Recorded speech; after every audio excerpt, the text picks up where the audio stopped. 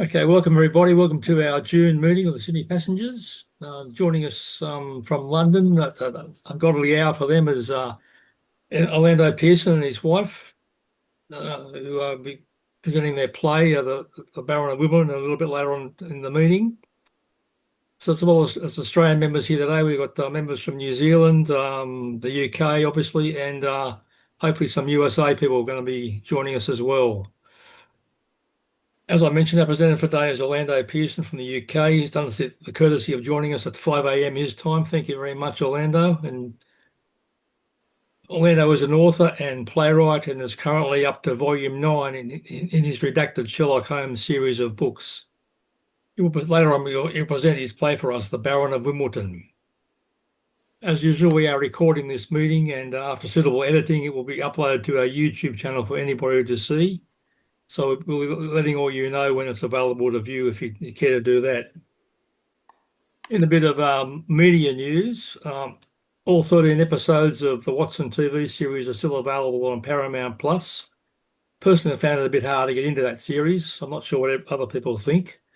Obviously, though, it's had a good enough reception to get renewed for a second season, which is supposed to commence showing in January 2026.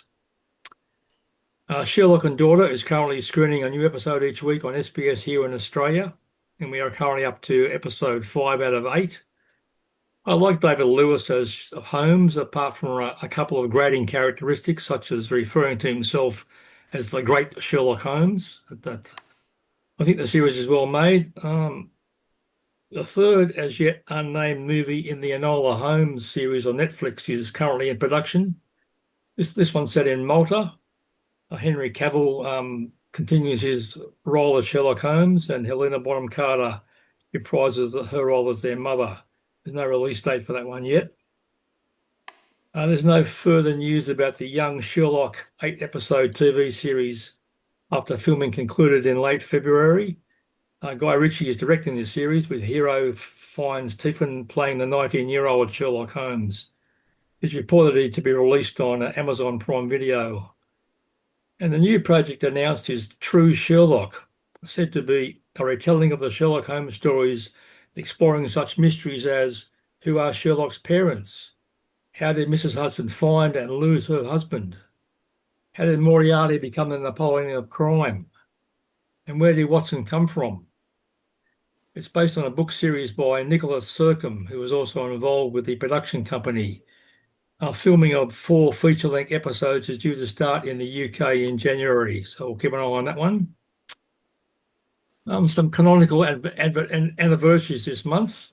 On the 3rd of June, 1889, Charles McCarthy walked down to the Boscombe Pool to meet someone and never came back alive. Holmes and Watson get drawn into the case of the Boscombe Valley mystery soon afterwards. On the 13th of June, 1892, Basil Rathbone was born in Johannesburg, South Africa.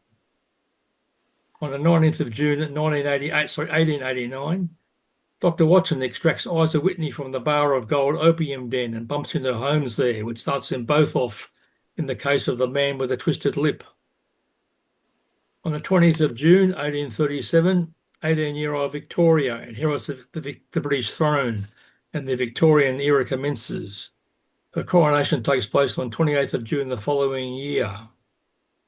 And in late June 1902, the adventure of the 3 Garridebs commenced. In that story, Dr. Watson tells us that this was the same month that Holmes refused a knighthood. So some good anniversaries there. We'll cut over to our show and tell section at the moment. Anybody got any new purchases they want to tell us about? Anything from you, Lee? You're always good for something like this. Nothing this time. Sorry, your microphone's off, Lee, if you had something to tell us. All right, no show and tell to worry about. Sorry, yeah, I have. I just wasn't unmuted. Okay, Can I take 2 minutes?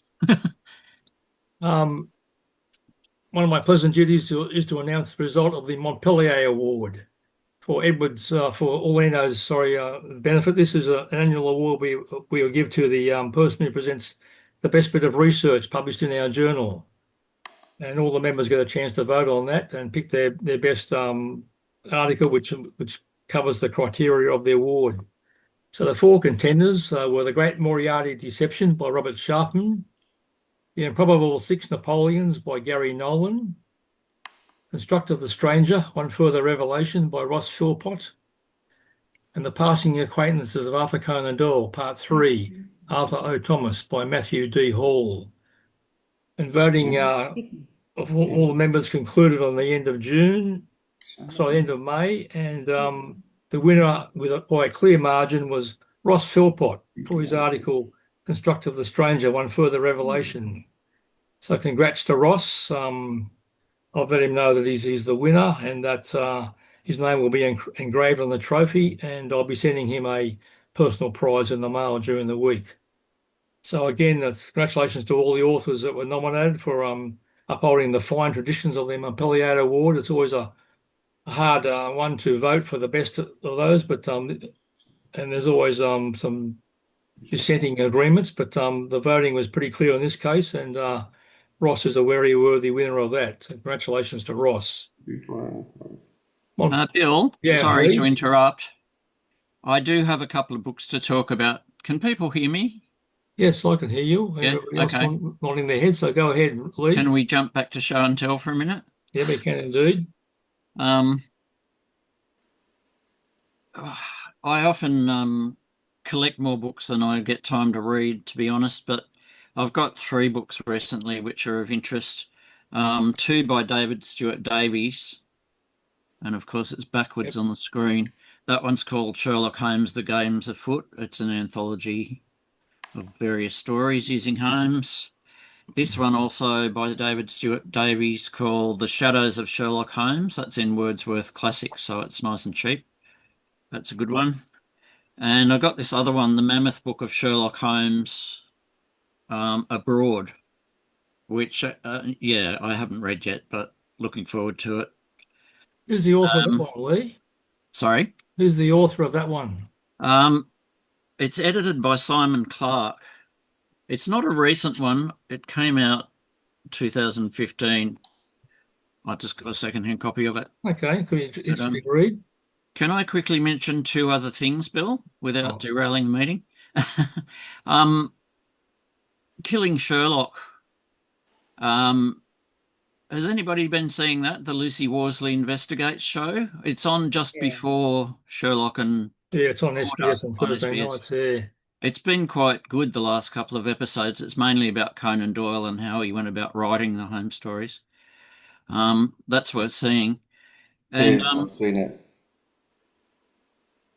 yeah, I watched it when it first came out, but I must reprise my viewing of that, have another look at it. It was quite good. okay. I didn't realise Yeah. it had been out before. It wasn't shown in Australia until now, but it was shown on one of the streaming channels, I think, earlier on, Okay. or one of the UK TV screening channels. Yeah. It's also on DVD. Oh, yeah, that's right. Cool. On DVD, yeah. And there was a review about it in the previous version of our journal, the previous issue of the log. So Aaron did that. So I really have a read of that. Must have slipped by me, sorry. All right, good. thanks. January last year, if you 24, if you want to look it up. Okay, Roseanne McNamara is with us today, and she recently went to India with the Sherlock Holmes Society of London. She's got some slides to show us and a bit of a spiel, so I'll start sharing my screen to show the slides, and Roseanne can talk to it. Can everyone hear me? Yeah. Yes, we can. Oh, excellent. Yeah, well, I'll burl through these slides to give you an idea of what the trip was like. I originally joined the London Society in 1988 when they went on a pilgrimage, as they call it, to Meiringen in Switzerland. There's the next shot, I think, Bill. That's me in 1988. And it was so enjoyable that when they announced they were going to do a similar pilgrimage to India, a place I'd always wanted to go, I, of course, signed on and hired myself an appropriate frock to wear, because some of the events were going to be in costume. And we started in Calcutta, formerly called Calcutta, which was the capital of British India until 1911. And our first stop was here at the Victoria, what's called the Victoria Monument, which of course celebrates Britain's 200-year stranglehold over the subcontinent. It's very, very grand and very Raj, as are the local letterboxes. Mm. But the electrical wiring in the street is pure India. For our first evening event, we put on a Victorian costume. There's a few of us there and another couple. And we went to dine at Calcutta's Collygoon Country Club.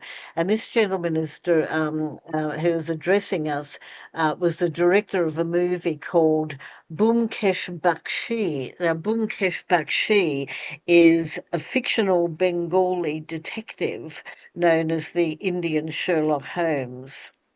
And he featured in 32 books between 1932 and 1970, and he's hugely popular in India, as is Sherlock Holmes generally. And some of you may know Peter Horrocks there. The next day, we boarded a vintage tram to get up close and personal with the streets of Kolkata. Which I have to say is incredibly noisy and incredibly colourful and incredibly vibrant. As you can see, there's lots of businesses going on the footpath. You can see there's a fishmonger here. Anyone want some fish from the footpath? And there are lots of businesses, barbers and all sorts of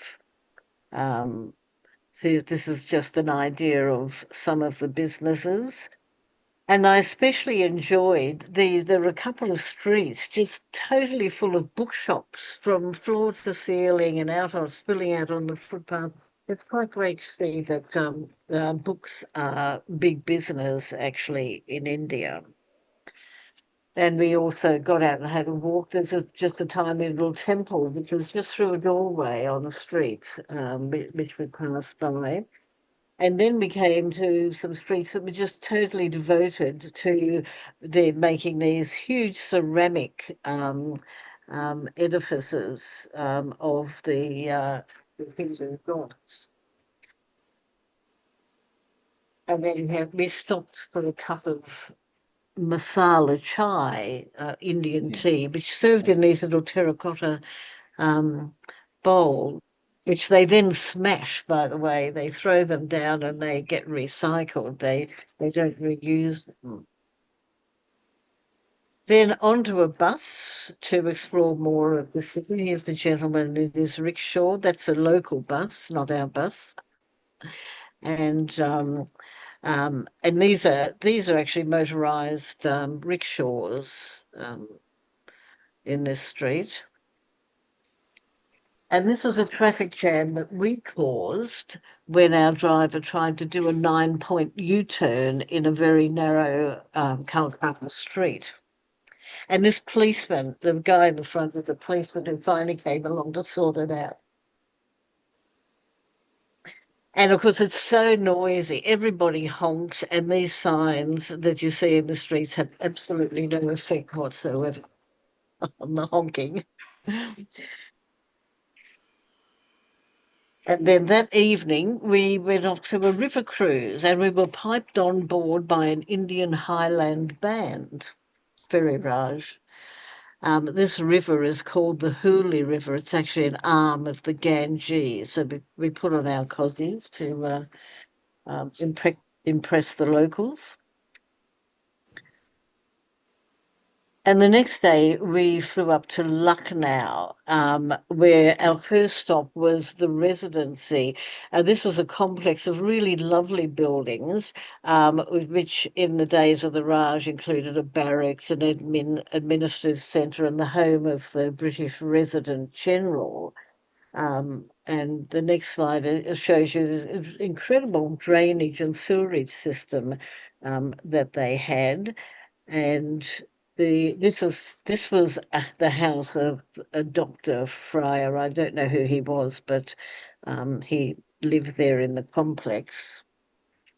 And during the Sepoy Rebellion of 1857, this complex was the centre of the defence, the British defence, when Lucknow was besieged, and that's why it's partially ruined. the rebellion was finally quelled. But you can see lots of on the right-hand side, halfway up, that's actually you can maybe see a bit of a cannon ball shot that was into the wall, and the buildings are uninhabitable now, but they've been beautifully preserved, and it's a national monument. And then we went off for lunch to this school, which is a famous school, a boys' school in Lucknow called La Martiniere College. It's the only school in the world to have received Royal Battle Honours when the students and the teachers actually helped to defend the residency during the siege of Lucknow. It was a Frenchman set the school up. His name was Mr. Martin. And we went off to the ground. We gathered in the Great Hall here, and some of you may know Catherine Cook. She's a long-time member of the London Society, and she gave the students and teachers a talk on Sherlock Holmes in India. After which we joined the students and teachers for lunch. And I have to say, the food, not only here, but everywhere we went in India, was just amazing. It was wonderful. And we then went to what's called the Imambara and Mosque. And Imambara is a Muslim gathering place, and this is the second largest Imambara in the world. There's these tunnels that you go and explore. And you can see how big it is. We're on the roof here. It's quite huge. And in the evening, we had dinner at a palace, the Kanjugoan Palace, which is still inhabited by the local Maharaja and his family. And we were entertained with traditional dancing and music. Then back to the hotel for a nightcap, of course. And the next day we went to Agra. This is, of course, is the Agra Fort, which is one of the most famous references in the canon in the Sign of Four, and one of the greatest edifices in India. This is the gate into the fort.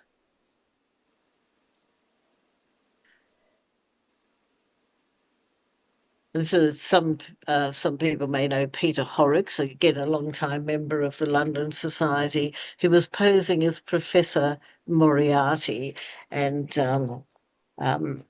being photographed with some of the local ladies. It was quite interesting that of course, we thought that the Indian people were exotic, the costumes were exotic, and but they thought the same of us because we were actually the outsiders, and they came up to us so many times and asked for to be photographed with us, especially if even if we weren't in costume, but especially if we were in costume, and the people were just lovely. And then the next day we went off to see the Taj Mahal, which started, of course, with being frisked. The ladies were also frisked, but in a curtained enclosure. And everything that anyone has ever said about the Taj Mahal is absolutely true. It is just magnificent. And of course, it's the tomb of the wife of the Maharaja, and it is just stunning.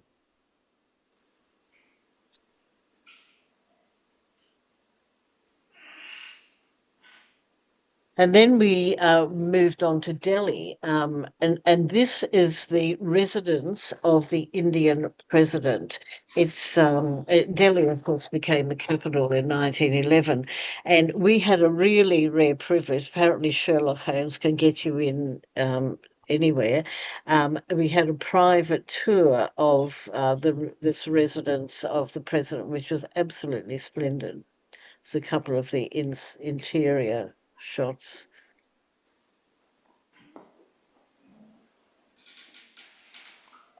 And then we moved on to the Mahatma Gandhi Memorial, which is on the site where he was assassinated, where he worked and lived and was assassinated in 1948. And then to another mosque. This is the largest Sunni mosque, or one of the largest Sunni mosques in India, called the Jama Masjid.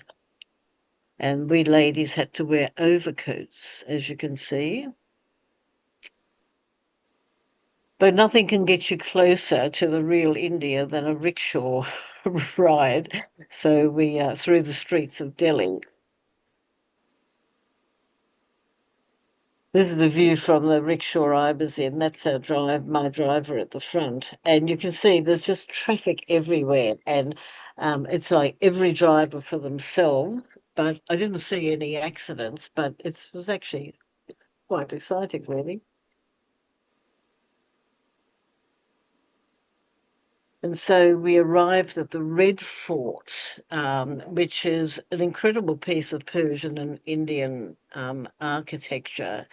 It actually is the site where the Prime Minister hoists the flag every Independence Day on the 15th of August. And that tradition was begun by Nehru in August 1947 when India gained independence. And the Red Fort, of course, is a UNESCO heritage site now. And again, Professor Moriarty is terrorizing a couple of the French ladies who were on our tour. And the fort has a bazaar attached to it, which was incredibly, incredibly colourful things to buy, and which was actually designed by the daughter of the Shah who built the fort in 1648. And that evening, we were really privileged to have a talk by this gentleman whose name is Brigadier Kanwaljit Singh. And he's a distinguished military veteran and historian who spoke to us about the traditions of the Indian Army. And then we went off for another meal, courtesy of the Sherlock Holmes Society of London. Again, incredible food. And then we went up into the foot of the hills of the Himalayas to Shimla, which entailed two trains. This was the first train we took halfway up. And then this was followed by a second train, which is the famous Kalka to Shimla toy train, which is this is a service that opened in 1903 and in order to link Shimla with the rest of India. And the trip is 96 kilometres long, can take up to 5 hours, although ours only took 3 hours. It passes through 102 tunnels. You can see this is tunnel number 39. They're all numbered. 102 tunnels. It goes over 864 bridges and round 919 curves. And it's declared a UNESCO World Heritage Site in 2008. And so we arrive at Shimla, which was formerly known as the summer capital of British India, which is the hill station to which the British all repaired to escape from the summer heat of the Indian plains. And this is the Viceregal Lodge, which is the building from which India was ruled by the British for about 2/3 of each year because it was too hot to come down from the mountains. We had a walk through the town. I was convinced that this cow was lining up to buy ice cream. And then a drive up into the hills.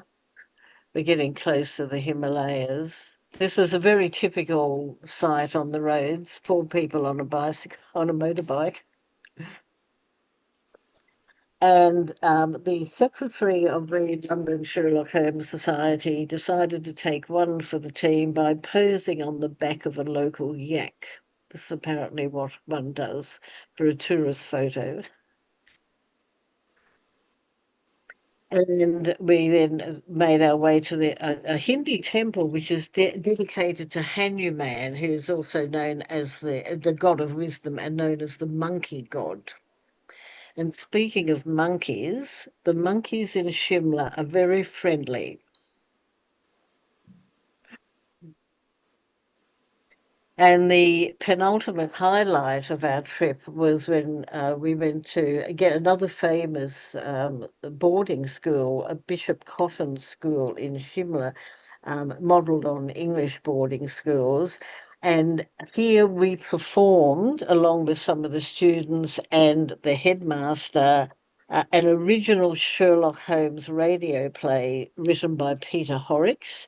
And I have to say it was a huge success, especially the scene between Dr. Watson and this strange, hysterical Australian woman. And then we went back to Delhi for our, where we put on our Victorian gear, or our newly acquired Indian gear, for our last meal, our farewell dinner. And it was a fitting end to a fascinating tour of places that may well have been visited by Sherlock Holmes. The end. Thank you, Roseanne. That was fantastic. Marvelous pictures there. Yes, it was incredibly colourful. I've always wanted to go to India, but I always thought, oh, will it be overwhelming? And this seemed to be a perfect way to do it with the London Society. So it was great. Great. Well, thank you very much for that. It was wonderful memories, I'm sure. I'd like to now pass over to Orlando to introduce his play for us, the Baron of Wimbledon, and then we'll watch it on screen. Thanks, Orlando. Hi everyone. Well, this is something it's based on a story I wrote in 2017. It's a true story. I turned it into a play in 2020, and it was first Zoomcast as a play during lockdown. So there are it's produced. It was directed by me, and I had 3 real actors. I had my wife, who played out of her skin, and me. You will spot the difference between the quality of the real actors and the amateurs. The real actors really do play very, very well. I think it's an interesting story. I'm a little bit surprised it's not better known. I've changed nothing in what happened. Obviously, Sherlock Holmes was involved in something like this. I take the view that any extraordinary historical event will have been catalysed by Sherlock Holmes. So if you read my stories, and I'll tell you a little bit more about them after the showing, I reintroduce Sherlock Holmes into real events. So I assume that the real events happened, and that the historians have chosen to redact Sherlock Holmes from the historical record, but I restore him so you can see the role that he played. And I think this is a really interesting story. I was a bit surprised that it hasn't attracted attention more widely, because I found it quite by chance. So I hope you enjoy it. All right, thank you. Well, now let's move on to it.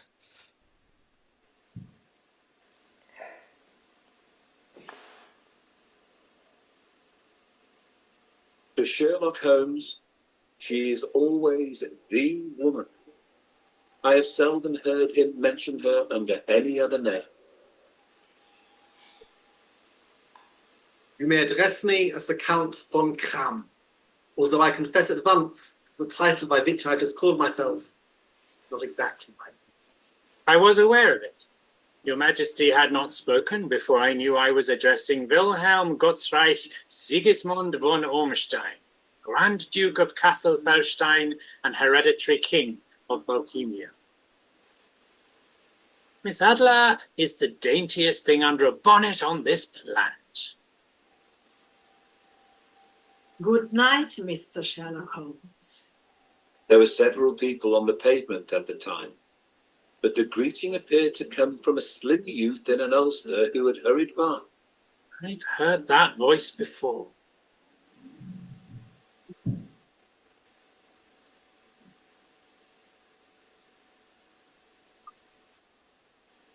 In 1937, widowed for the second time, I moved down to Sussex to once more share quarters with my friend Sherlock Holmes. Callers were rare. Our small thatched cottage had a garden with enough space for Holmes's retirement activity of beekeeping. On the 13th of July of that year, there was a knock on the door. I would like to speak to Mr. Sherlock Holmes, please. My full name is Freiherr Gottfried von Klamm. The particle von shows that I am of noble origin, but I always call myself Gottfried Klamm. I'm an international tennis player. Gottfried von Klamm. I confess I am not a follower of sport. Perhaps you could get the relevant file down from the archives, good doctor? I assume that your name is spelt with a K? Normally in German, the name Klamm does start with a K, but in my case, it starts with a C. Ah, here we are. Freiherr Gottfried von Klamm, amateur tennis player. Is that all it says? I was expecting some more detail. Your name seems very familiar to me. I can add further detail if you wish. Pray do so. I'm the top tennis player in Germany. I've won the French Open twice and been the runner-up at Wimbledon 3 times, including at the final 2 weeks ago. Because of my background, I've earned the nickname the Baron of Wimbledon. Perhaps it is under that name that you know me. It is about my tennis that I wish to consult with you. As a consulting detective, sport is not my area of specialism, but pray consult. Perhaps it would ease your agitation if you would join us for a cup of tea. 2 cups for you, I think. Next week, I'm playing for my country in the Davis Cup against the United States at Wimbledon. Davis Cup tennis is a team event played over 5 matches, but the tie is likely to be decided by whoever wins a match between the American, Don Budge, and me. Budge beat me easily in the final 2 weeks ago. I want your help in turning the tables on him. My dear Herr Cram, I am into my 80s, and I have never played a game of tennis in my life. How may I help you? You're one of the finest minds of the age. Of course you can help me. And you have come all the way from London to Sussex to ask for my help? That is so. You sure there is nothing else you wish to discuss? There's nothing else.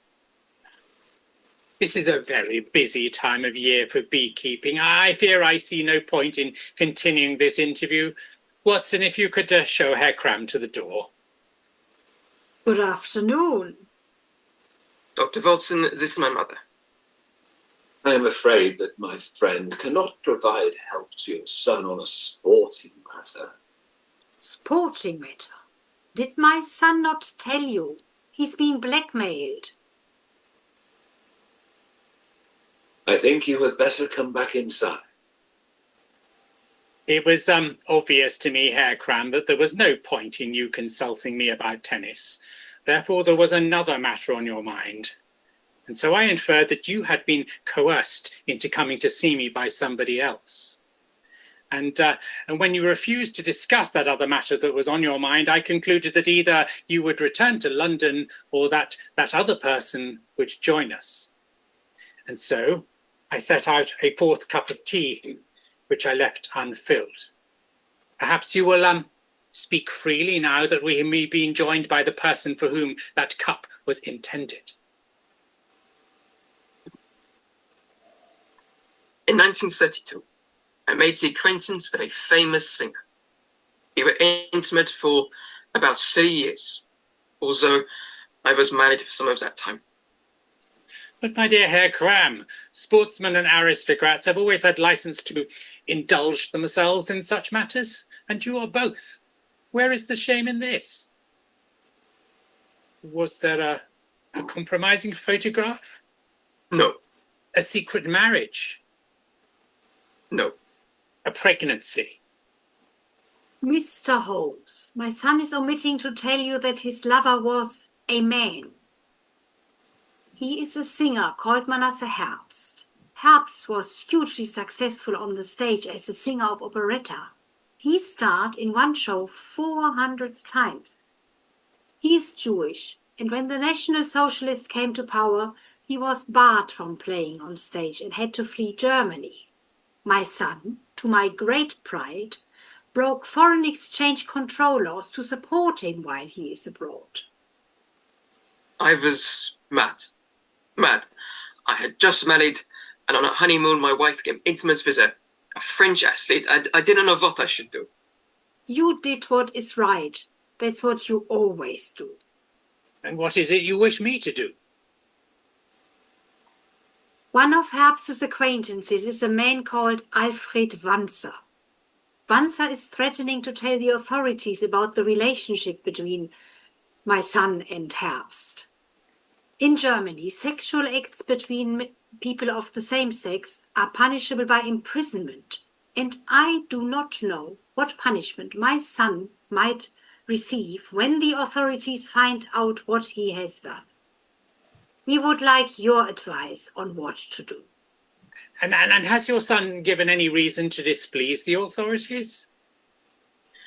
I have refused to join the National Socialist Party, even though party membership is expected of Germany's top sportsmen. Hermann Goering, the Reich Marshal or Marshal of the German Empire, is a member of my tennis club, Red White Berlin. He has tried to persuade me to join many times, both through blandishments and bluster. And are you paying the sums demanded by this Wanzer? I am. If one understands that tennis is an amateur sport, and to play it full-time as I do requires considerable personal wealth, which, fortunately, I possess through my family. Then I think your best course of action is to continue paying your blackmailer and be as successful as you can be on the tennis court. That is no advice at all other than to continue with the status quo, which is unsupportable. Consider this, madame. If your son stops paying his blackmailer, this Wanzer will almost certainly denounce him. In fact, he may well do so anyway. But if your son is successful on the tennis courts, the German authorities will find it very hard to take action against him. They will not want to punish someone who has brought luster to Germany on the tennis courts. The status quo, I regret to tell you, is the least bad option.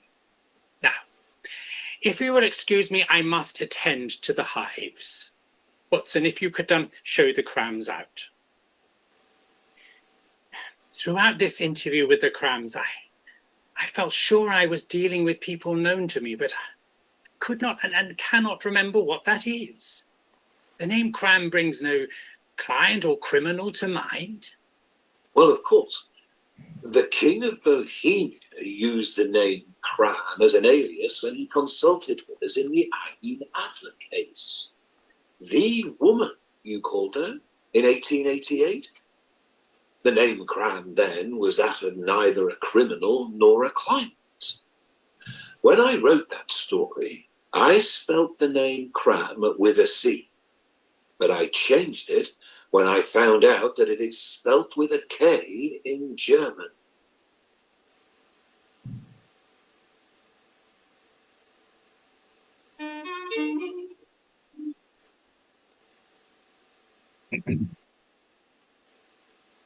Within a year, Wanzer had talked to the German authorities and Cram was arrested. Frau Cram asked my friend to intercede with the German Reich Marshal Hermann Goering on her son's behalf, and Holmes and I travelled to Berlin to meet him.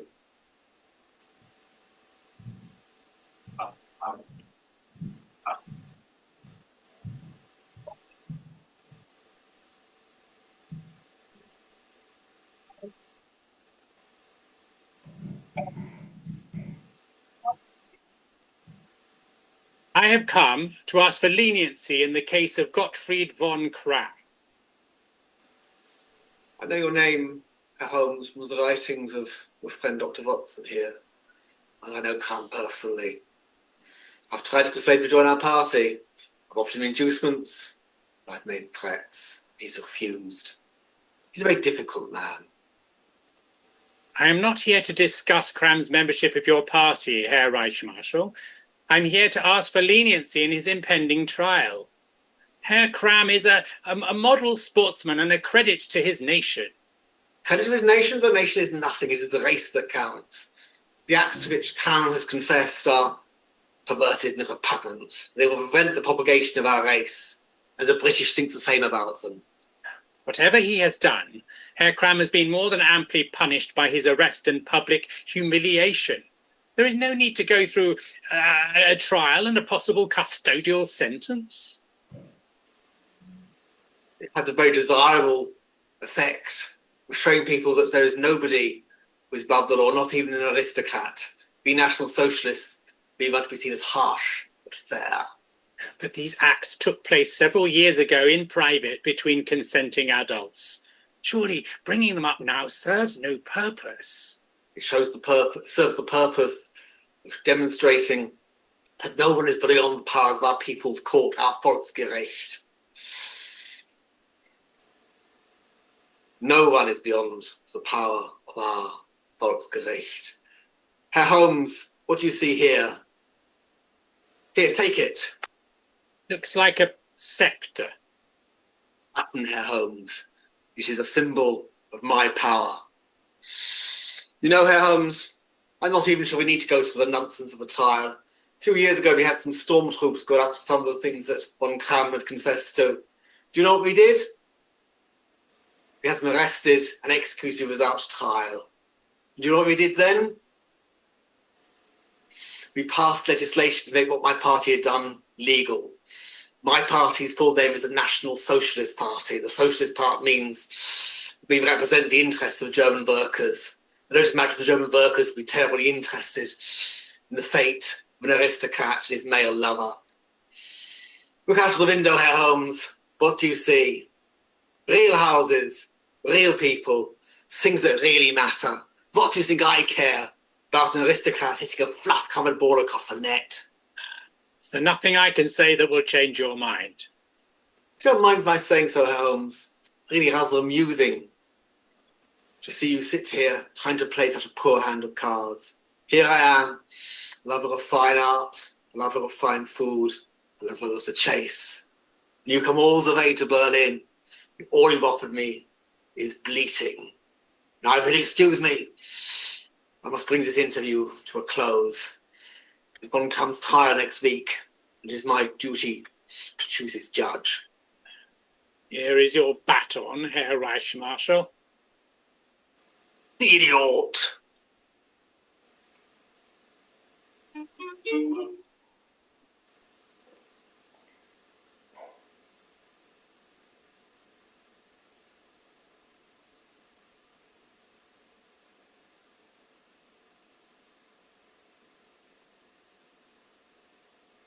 To our surprise, Cram received a sentence of just 1 year at his trial a week later. That is much the same as he would have received for the same acts in England. He was imprisoned in Rollwald concentration camp and released after just 6 months. In June 1939, he was back in England, and Holmes and I watched him win the Queen's Tournament, the traditional curtain raiser to Wimbledon. Holmes, Cram, his mother and I met for dinner. How do you find my son, Mr. Holmes? He looks well, and his play and his demeanour both seem unaffected by his ordeal. I must say I was surprised that his sentence was not harsher, but relieved that common sense seemed to have led to an early release. I had felt that my visit to your Reichsmarschall had not been a success, although I'm sure that Goering just told his chosen judge what sentence to pass. I must therefore conclude that my visit was something of a triumph, contrary to what I felt at the time.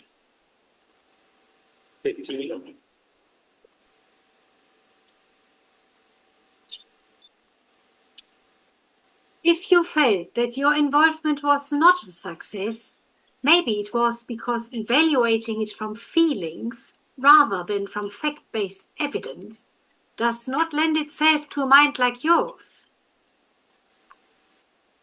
40, 13.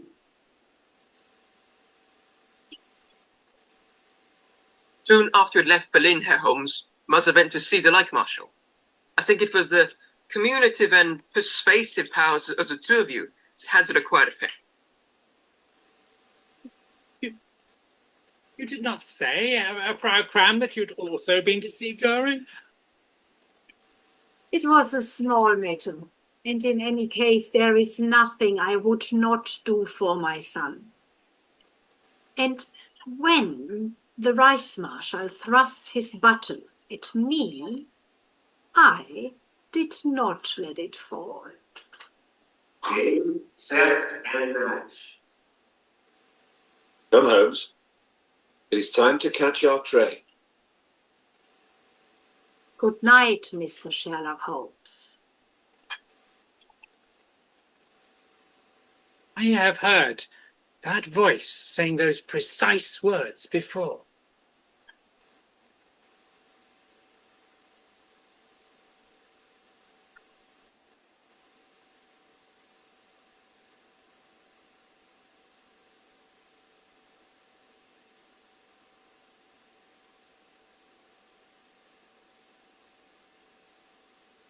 This is the news from the BBC in London on Friday the 1st of September 1939. Germany has this morning invaded Poland. The British government is in urgent discussions with the French government on developments. On the home front, a blackout has been imposed to avoid giving hostile aircraft any navigational help. Since our meeting with the Crams in June, Holmes had been absent in body or in spirit or in both. Once I saw him walk into the railway station just as the London train was departing, and once I saw him go into the public library. But he disclosed nothing to me of what was on his mind, although I have never seen my friend so distracted. I suppose, Watson, that I owe you an explanation for my behaviour over the past few weeks. Well, if I may say so, you were often absent in both body or in spirit in our years together at Baker Street. Your behaviour now reminds me of that. You will recall the case of Irene Adler? I do. The woman, you called her. She saw through your disguise as a clergyman when she wished you good night on the steps of Baker Street. You were not sharing quarters with me at the time of the case in 1888, so you were not there to witness what happened next. You will recall that Irene Adler married her fiancé, Godfrey Norton, and fled Britain. That was at the end of the story as I wrote it. She wrote to me from her honeymoon when her husband returned to England for medical tests into the complaint that subsequently killed him. I travelled out to the south of France where Miss Norton was staying. I must disclose to you, Watson, that Herr Cram and his wife are not the only couple to have had irregular assignations while on their honeymoon. So you had a dalliance with the adventurous Irene Adler on her honeymoon. But what has that to do with the Crams? The name Cram, spelt with a C, is extremely unusual in Germany. In fact, I can find nobody else with their name spelt that way. I had a copy of Frau von Cram's birth certificate sent to me from Germany in what will probably be the last post from that country for a very, very long time. In it, there is no name of any parent mentioned, but the date of birth is precisely 9 months after my visit to Miss Adler. It was at that time that I sent Miss Adler a copy of the draft of the story that you called A Scandal in Bohemia. Only in the version of the draft I sent her, the name Cram was spelt with a C. And was Irene Adler, the adventurous and apparently your paramour, permanently wealthy? Being an amateur tennis player and travelling the world requires significant personal wealth, as Gottfried von Cram himself stated. She was an adventuress who mingled with royalty. The sudden death of her husband, a wealthy barrister, merely added to her fortune. There can't be many single women in Germany who can afford to let their son play tennis full time. So Frau Cram is your daughter and her son your grandson? I am unable to draw any other inference. And what will you do now? I'm not sure there is much I can do. Even if I wanted to go to Germany and reveal myself to Frau von Cram as her father and to Gottfried von Cram as his grandfather, I'm going to be unable to do so for the foreseeable future. I must therefore comfort myself with the memory of the beauty of my daughter, Frau von Cram, and the honourable behaviour of my grandson, Gottfried von Cram, and the hope that I may survive the gathering storm to see them again when it abates.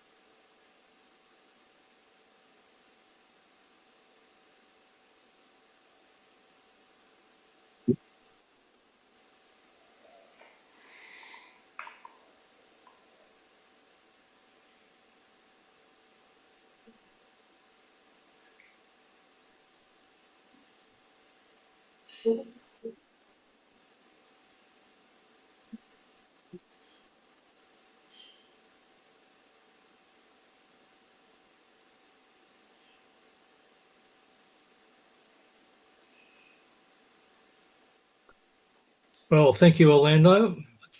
Nice little story. Thank you. I thought I watched it go. I was very impressed by the way my wife played. Actually, I thought she played it brilliantly, and she'd never ever. I'd never acted before, nor had my wife, and I think she carried it off brilliantly. I think the scene in the restaurant where she reveals that she didn't drop Hermann Goering's baton, I think came across very, very well. So hats off to her. She found our meeting a bit too exciting, so she's making breakfast. But I think she played out of her skin, actually. Yes, I think you mentioned earlier on that the Baron of Wimbledon, Gottfried von Cram, was a real person, of course, a famous, very well-known German tennis player in the 1930s, with a fascinating story behind him. How much research did you have to do into your story to bring it all together? Writing is a funny thing. I knew the story about Gottfried von Cram. Cram was. They've done the tennis rankings going backwards all the way back to about 1920, maybe even earlier. I don't know, but certainly to the 1930s. He was ranked number one in the world retrospectively for several years. And his father studied at Oxford, and his brother studied at Oxford. His real father, I think, he was a big Anglophile, and I was walking to the station one morning. I was working in London at the time, and I was walking to the station. It suddenly struck me the coincidence of his name, Cram, and the pseudonym that the hereditary king of Bohemia gives to himself when he comes to see Holmes in A Scandal in Bohemia. And I suddenly thought, gosh, I could make something of that. And I was on a long train journey that evening, and I basically wrote the entire short story on the train that evening. I had a 3-hour train ride, and I don't think I've ever written a story quite as quickly. At the time I was working with an editor, and the editor was gay, and he was bowled over by the story, and he said, "Well, you ought to do something more with this." And so the book with that story came out in 2017, and then someone suggested I should write a book of plays. I started the book of plays in 2019, and I didn't know COVID was coming, nor did anybody else. And then I produced my book of plays, and my publisher Steve Emmett, who runs MX Publishing, said, "Well, we could do something to while away the long nights during lockdown." And so I've met the man who played Holmes, but I've never met either the man who played Watson or the man who played Gottfried von Cram. And we did it all on Zoom in the winter of 2020, the beginning of 2021. And the play was first Zoomcast at the beginning of 2021. Looking at it there, I think that Steve Emmett, the publisher, sent you the file and had to compress it. So some of it seemed a bit creakier than it does it's on YouTube as well. If you want to have another look at it, I thought it came across really well. Actually, I thought that the acting was good. I think it's an interesting subject. Cram, everything you heard there was true. Cram subsequently became the first German sportsman who was allowed to play outside Germany after the Second World War. So he came to Wimbledon in 1949, and everyone was interested to see a German come over here to play tennis. And he subsequently remarried a lady. He subsequently married a second time, and he married a lady who owns the Woolworth fortune. So it was probably quite a moneyed marriage, which must be nice. And then he died in a car crash in Egypt in the 1950s. But all of that is true. He had an affair with Matthias Herbst. He supported Herbst when he fled. Manasseh Herbst, not Matthias, Manasseh Herbst. He supported Herbst when he had to flee. He was blackmailed. He was put into concentration camp. He was put into the Ruhwald concentration camp. We think of concentration camps as being where there are gas chambers, and this was really like a prison in a field. It wasn't like Auschwitz, but he was still put into prison for a year, and he would have been over here as well. He would have been put into prison in this country at that time, and I dare say in Australia as well. And he emerged and he carried on playing. I think I have also in a lot of my works I've identified who Sherlock Holmes' sister was, who was a French female composer who was called Augusta Olmez, and she worked in Paris in the about 1860 to 1890. I think inevitably, if you're related to Sherlock Holmes, either as his sister or as his brother or as his grandson or as his daughter, you're going to be quite a remarkable person. Fantastic. All right, I'll throw open the floor now to any questions anybody might have to give to Orlando. So please unmute yourself and fire off a question if you have one. Otherwise, I just was impressed with the acting, and I particularly thought the young man who played von Cram had a very convincing German accent. That's not always easy to do. He said that he modelled himself on two people. He modelled himself on my wife, and he modelled himself on Jürgen Klopp, who was then the manager of Liverpool. And he said he listened to Jürgen Klopp speaking English quite a lot. And he listened to my wife Uli, who is German, and the part did seem to fit her rather well. And I thought we came across. I mean, my German accent slips a couple of times in there. I am a German speaker. I find it very hard speaking English with a foreign accent, and I found it quite difficult. But I think that Matt did a very good job in portraying himself as Gottfried von Cram. Sure did. And Orlando, can I just ask about some of the artwork that you used throughout the play? There were some very interesting pieces in there. Were any of those done by people that you know, or did you assemble them from different sources? Well, I think in the team we had, we all did our best to offer what we were good at. And I'd written the play. I did the directing as I'd written the play. But the man who played Sherlock Holmes is a photographer, professional photographer, and he did all of that. And I think he did a brilliant job. So he assembled all the backgrounds, all the pictures. I chose the music. There's quite in the original version. If you look on YouTube, there's quite a lot of music in the play. The music was chosen by me, but I think artwork's probably the right word. All the pictures and so on were done by John Constant, and I agree with you. I think he did a very good job. They were strange times. Everyone had far more leisure times than they knew what to do with. I don't imagine John was doing much photography at the time. I haven't spoken to John for a little while, but he was doing the photography. He wasn't doing much photography at the time, so he had time to assemble all the stuff. He did a great job. Thank you. Orlando, can I just say it's a statement, really. I've got your volume 8 of the Redacted Sherlock Holmes, and I must say that the two first short stories, there's Some Parisian Hot Desking and a comedy about blackmail and murder. They're excellent stories. Really. Thank you very much. Yeah. There's the last story in that collection is about the Oval Test match of 1882, when Australia beat England at the Oval, and that was the game which gave rise to the Ashes. And obviously Sherlock Holmes and Dr. Watson were there. So if you're a cricket fan, I think you'll enjoy it. I think if you're not a cricket fan, you'll rather struggle with that story, to be honest.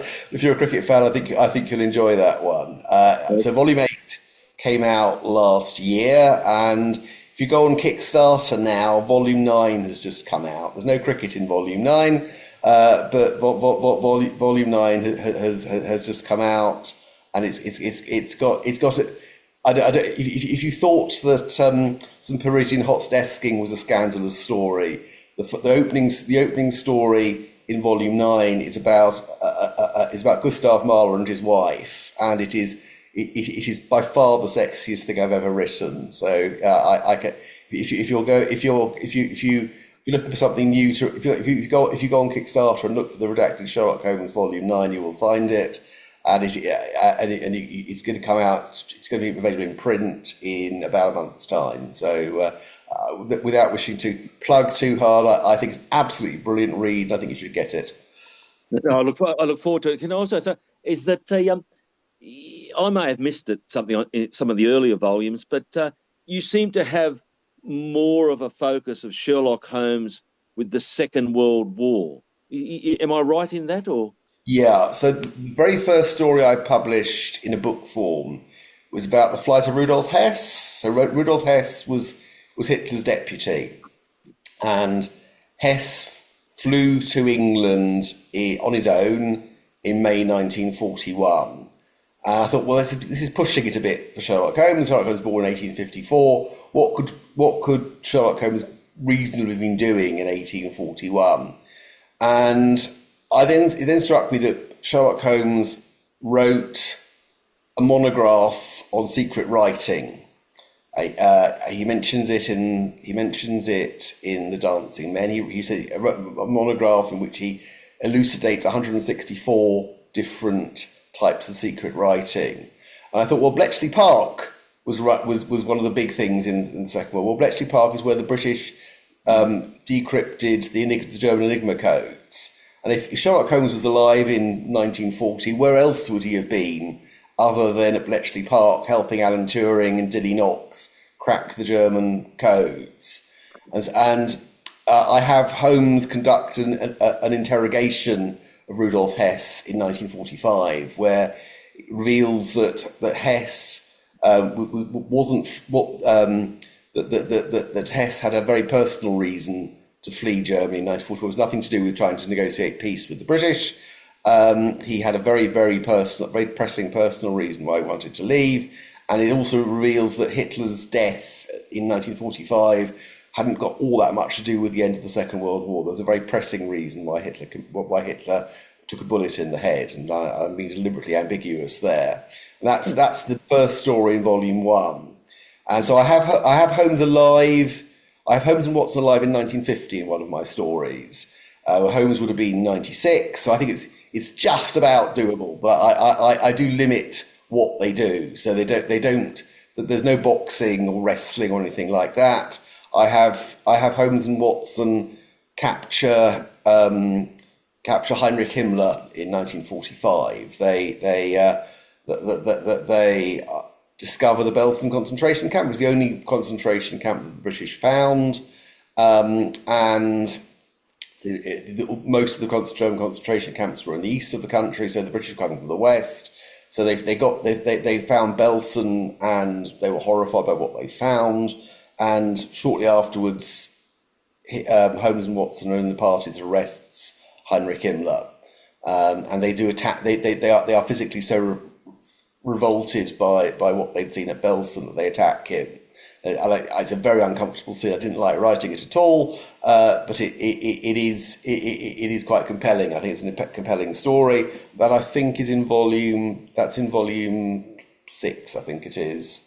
So volume 9 is coming out. I've also got a collection of Mycroftian adventures. I've written a collection of Mycroftian memoirs. They're called.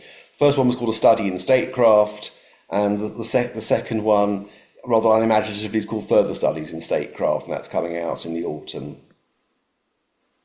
Excellent, thank you. Thanks, Orlando.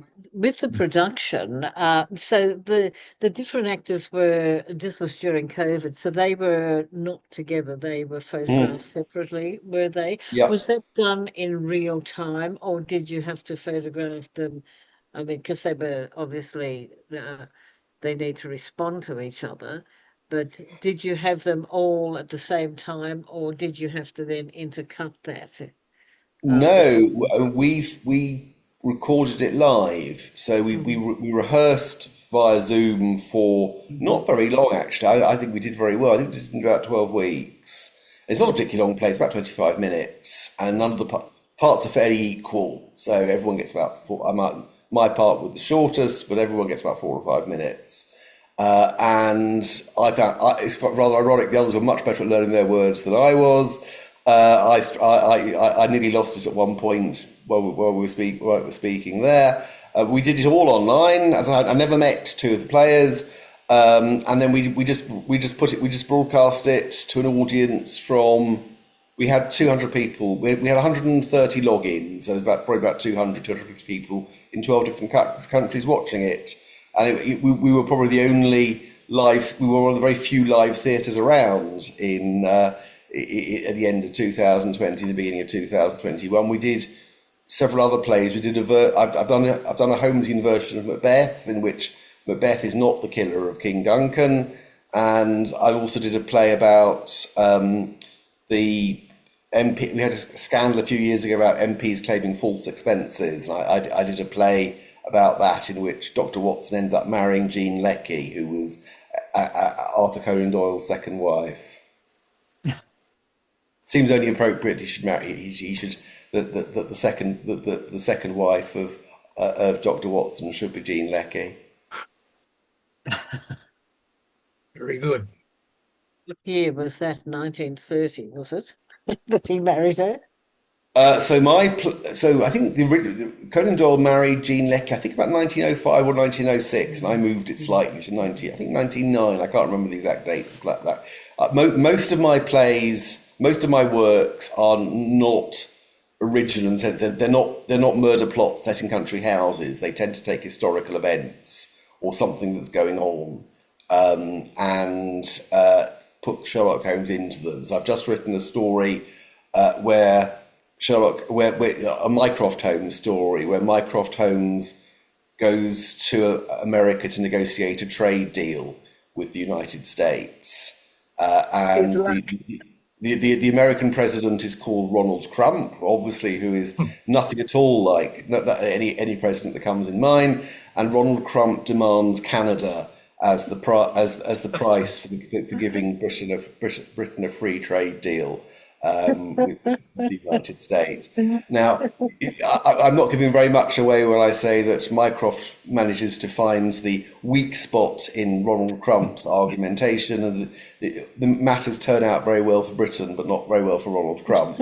I do hate to say the real winner of the real winner of my story is neither Ronald Crump nor Mycroft Holmes, but the Russian leader, the Russian lead does very, very well indeed out of my story. And unfortunately, the Russian lead is doing rather well at the moment as well. But that'll come out. It's called Liberation Day. I can't, the title came out of nowhere. I don't know where I got that one from, but the title's called Liberation Day, and it'll be the last. I'm working on the final proofs. The book will come out in November, I should think. It'll be called Furthest. So as well as redacted Sherlock Holmes, which are the short stories, I do the redacted novels, and with Mycroft I do an episodic novel. So it's a novel with it's a work with 6 stories with a lot of commentary, showing where I've got my information from, and the comment on Liberation Day is obviously this is a story of great historical interest, but the events described couldn't possibly happen today.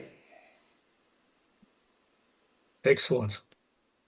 Thank you, Orlando. Thank you very much. Good luck with Volume 9 of the Redacted and your Mycroft Holmes stories coming out again later in the year. Thank you. On the home front here, Erin, anything you want to say about the log? We're closing in for our deadline of June the 30th. Yes, we are closing in for our deadline. So if anyone's got anything they want to contribute, please get it into me quickly. Otherwise, next issue after that will be towards the end of the year. So always happy to see contributions, even if we can't do them in the next one, but they can certainly go into a future log. So put your fingers to your keyboards. Excellent, thank you. Okay, anybody else got anything to ask Orlando or anything to tell us? Otherwise, we'll say goodbye and enjoy the rest of the day. Orlando, you're off to your regular Sunday morning tennis match next. Is that coming up? No, my partner's mother has just passed on, but I'm playing cricket this afternoon, so I shall draw inspiration from Fred Spofford, who Fred Spofford was the best Australian cricketer of the 19th century, and he actually died in a house about 300 yards away from where I'm sitting. So he moved to England eventually. Okay. So I shall be the demon, exactly so. The story's called The Demon and the Doctor, but the demon and the doctor aren't quite what you think they are. I shall be playing on a village green about 20 miles from here, and I shall be bowling my slow left arm. Very nice. So enjoy the match. Thank you very much. Thanks everybody for joining us. It's been great to see you all online. As I mentioned, we'll get the recording up on our YouTube channel sometime next week, and we'll let you all know when it's there if you want to review it or give it to somebody else to look at. But thanks very much to Orlando again for the time and getting up early in the morning. And goodbye for now.